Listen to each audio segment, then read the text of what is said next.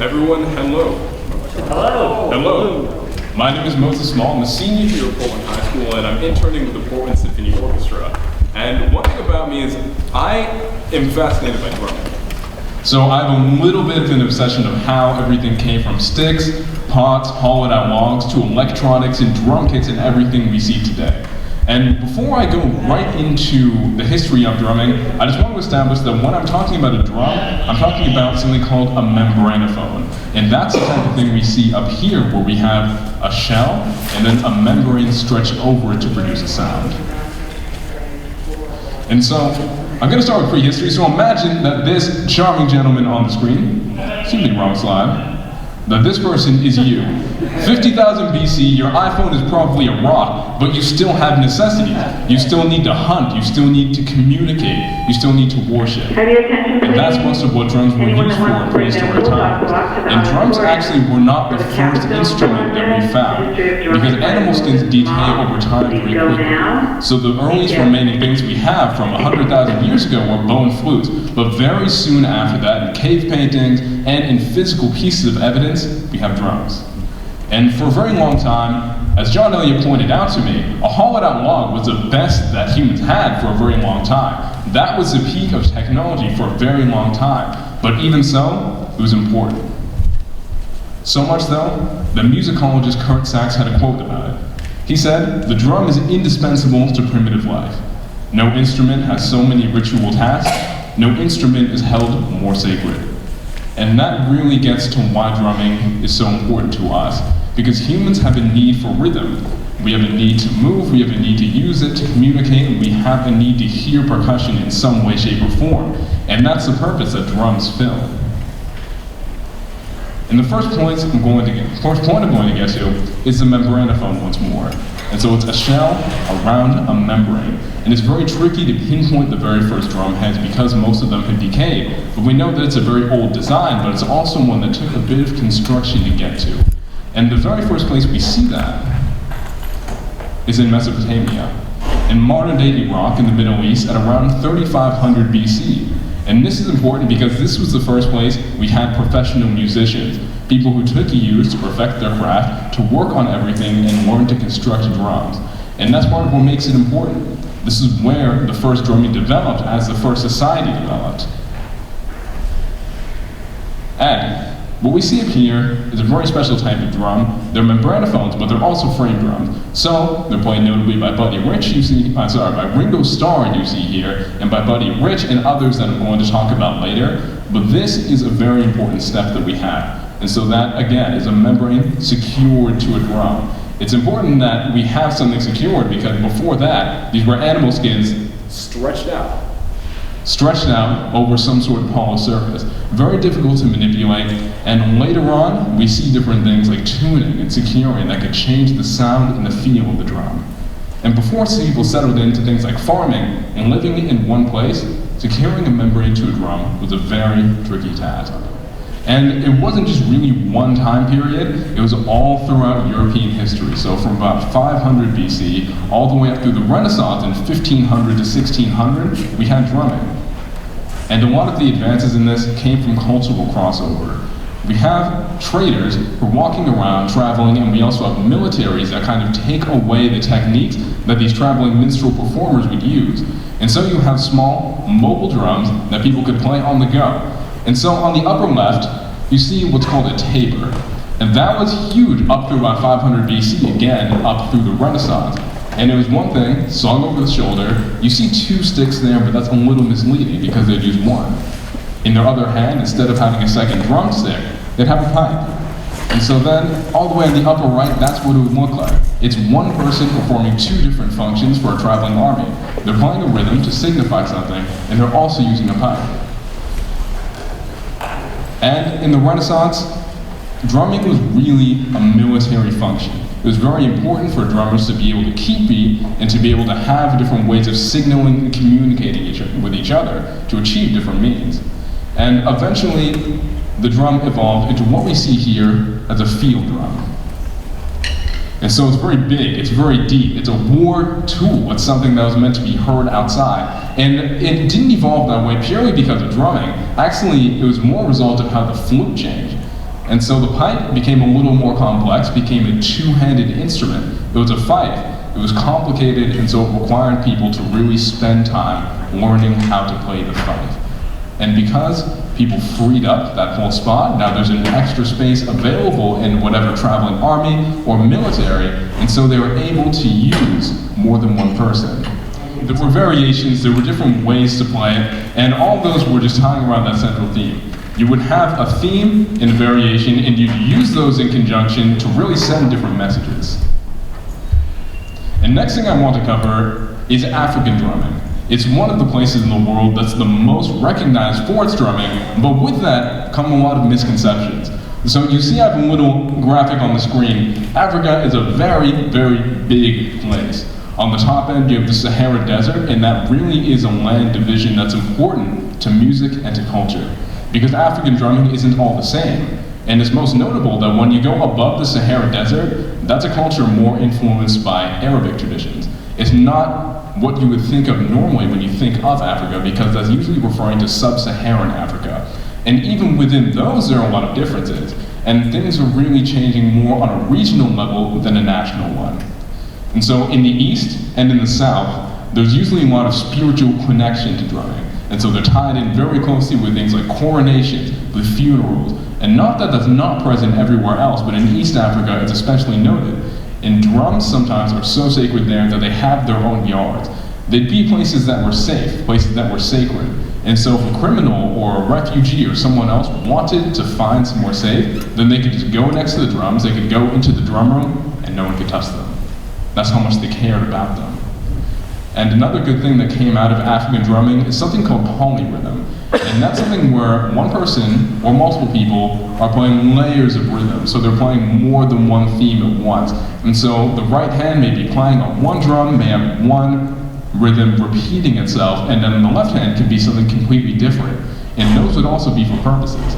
And one example of someone using drumming in Africa to achieve a means was in 1947 on the Ivory Coast. Once, under the occupation by the French and the colonial eras there, one person came and it was a tax collector. And no one in the village obviously wanted to be taxed, but when the tax collector came, he found the village a little bit desolate, a fewer people there than he expected. And the reason for this was because one person grabbed his drum and he played some beat to symbolize that there was danger ahead, that people really shouldn't be there. And so he ended up being shot and killed, sadly, but he still was able to get away with a pretty good amount on his drum before that even happened to him. And polyrhythm, again, is very important moving forward, especially as more drummers are able to play more drums. And that is something we see a lot with the drum kit. And so I'm breaking from my loose chronological and loose regional theme here in the presentation, just because I want to establish that the closer you get to the present, the more things are influenced on a global level rather than regional. Although you did have cymbals that would be from the Ottoman Empire, and you have the snare drums from Europe, and you have tom-toms and gigantic war drums from all around the world. But when you get to the drum set, it's really something where changes happen around the world. And the reason that a drum set came to be to begin with was pit drumming. During a theater performance, one drummer would need to play, and maybe another drummer would need to play a cymbal, while one plays a bass drum, and people really wanted to cut costs. And so they put the snare drum a little bit closer to the cymbal, and that was a big advance. Suddenly, you had to pay one less person, so you didn't need that whole thing. And then, people wondered what would happen if you could use the bass drum with one person who's also playing a snare and a cymbal. And so eventually those were brought into conjunction, but a bass drum pedal is a very complicated thing on a drum set. It requires tension, it requires kicking, and some foot movement, and so that's something that people really tried to get down all the way from the 1880s to the 1920s. And then a man named William Ludwig, who was a German immigrant who was a pit drummer, he came along and he decided to make that innovation. He ended up making a brand with his brother called Ludwig and Ludwig because of how wildly successful that was. Later on, a hi-hat, a small cymbal played on the left, that was originally called a snowshoe pedal, allowed the cymbals to be played by the same person. And all of this was great. Now they didn't have to pay as many people, and now more people could play more things at once, but they were still ridiculously expensive because of animal skin heads. And those required a lot of money, a lot of resources, so the drum kit couldn't really spread until they found some way to make the heads cheaper. And so if you look on something like this is a very ornate drum head that she showed you. Would you mind holding one of those up for me? I'm sorry. Would you mind holding the drum up for me so we can see the head? Yeah. And so this looks a bit different than what we see today. This here is animal skin, and it's going to be a lot more expensive, a lot more resource intensive to gather. But during the space race, someone in the United States came up with mylar. This is a plastic material, something that bent with certain temperatures. Yeah. The plastic heads, these were a lot cheaper. And these allowed the drummer not only to make a sound that would sometimes mimic an animal head, sometimes be completely different, but this allowed the drum set to be a lot more popular. More people could afford it, so more people played it. And Matt Dean, who wrote a book called A History of Drumming, touched on the international importance of it by saying it allows the percussion section to be condensed into a single-man operation and has a truly global parentage. And the first person to really become a popular set drummer was a man named Buddy Rich. So he really was the first. He was the quintessential drummer. A drummer is usually part of a rhythm section, but he was completely the main attraction. And the reason for this was because he had precision. He was the first to really master his craft and get to a level that not many people could get to. So not many people could do that. And it was really special because that showed people that one drummer could really have an effect on a band further than just being a part of the rhythm section.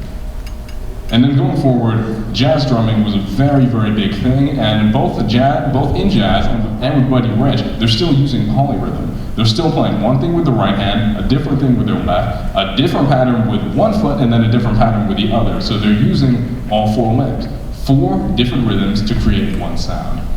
And Brian Blade is important because he's the very first, the very biggest jazz drummer alive today. And jazz is very rhythmically complex. It's not exactly as straightforward as rock most of the time. And so, he was a person who didn't need a lot of drums to play something. He played a pretty fair amount of notes, sort of like Buddy Rich, but if you really saw it, then he didn't have that many. He only had one over here, one on the side, one snare, and one bass. And he had a couple cymbals too, but it really wasn't that intricate of a set. And he kind of lies in contrast to another drummer that I like named Mike Portnoy. He's part of the British band Dream Machine. And he's one of the most famous and probably the most technically skilled drummers in the world. Because like Buddy Rich and like Brian Blade, he plays with a lot of precision in each note. Great tempo control, and he really is the backbone and sometimes the main attraction of an ensemble he plays with. But he plays with really, really big drum set, and he somehow manages to use each of the drums. And so just looking at his drum set, you can tell that it's really a piece of technological work. It has everything. It has a gigantic amount of drums. It has drums ranging in sizes, has a lot of cymbals, and the drum heads of plastic. And so that's really where drums ended up getting to today, to where we were able to secure the drum heads to make a certain sound, to where we were able to put them together in some configuration to make sure that a person can play every note that they need to get to. And that's really what we have in terms of physical drumming. And the next step in that whole progression in the United States and globally is electronic. And this is what you hear in most songs when you leave today. In any hip-hop song, most rap songs, many R&B songs, they're using a drum machine. This isn't one physical drummer most of the time. It's one person with any type of sound system, and that person is able to play something of 100 drummers if they need to. And I want to issue a challenge right after I show you something very quickly. We have so much that we have access to on our computers, and on our iPads, on our MacBooks, on our PCs, and everything else. So after you leave, I dare you to try to make some sort of beat. Try. Has anyone ever experimented with hip-hop production? Hearing beats? See, Aiden working sound in back, he has. Has anyone ever hit something that thought it sounded kind of cool? Anyone? Okay, 1, 2, okay, good, thank you. And so, if you've done that before, then you can almost certainly make a beat because of all the technology we have. And use anything you can get your hands on. In this case, I used GarageBand. And so, this is what I came up with in 15 minutes.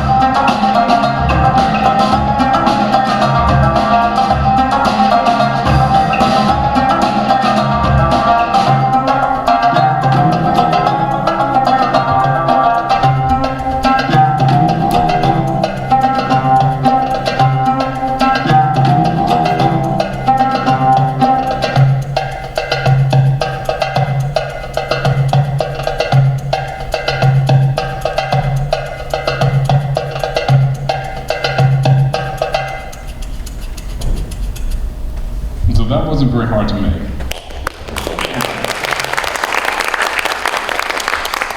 And I won't pretend or put anyone under the impression that I'm someone with a lot of technical skill. So if I can make this in 15 minutes, then just imagine what any one of you could make. And that's really what we want to try to get to. Because if we have a group of informed people who are just at least passingly interested in percussion or drumming, then we'll be able to hear more things when we listen to something. And when we hear those rhythms, when we can pick out different things, understand loosely where they came from, the music will improve as people start to care more about what they're listening to. And drumming as an art form will live on. Thank you.